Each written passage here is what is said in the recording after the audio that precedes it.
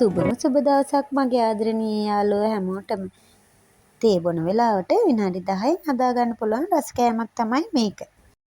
එන්නකෝ ඉතින් මං කොහොමද හැදුවේ බලන්න. මං මෙතන පොල් ග්‍රෑම් 100යි පාන් පිටි ග්‍රෑම් 100යි දාගන්නවා. ඒකටම සීනි ග්‍රෑම් 50ක් මම එකතු කරගන්නවා. ලුණු චුට්ටකුත් වගේ එකතු කරගෙන මේ ටික හොඳට කලවම් කරගන්නවා. ගුලි ගහන්න අමාරුයි නම් වතුර චූට්ටක් වගේ එකතු කරගෙන අපි මේ ඩෝ එක හදාගමු.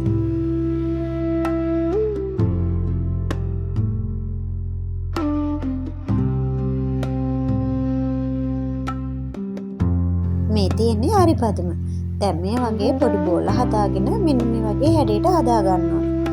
ඔයාලට පුළුවන් මේක රවුම් හැඩයට උනත් හදා ගන්න. මම මේ විදිහට ඔක්කොම ටික හදා ගන්නවා.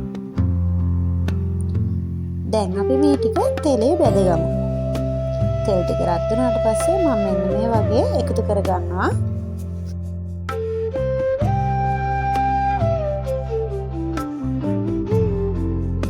මෙන්න මේ වගේ රන්වන් පාටට ආවට පස්සේ අපි තෙලෙන් බා ගන්න ඕනි. ටිෂු වලට වගේ දාන්න එපා මොකද සීනි හින්දා මේක ඇලෙන්න ගන්නවා. ඉතින් මේ තියෙන මං හදාගත්ත මුකුළු කැවුම් ටික. ඉතින් මේක හරිම රසයි.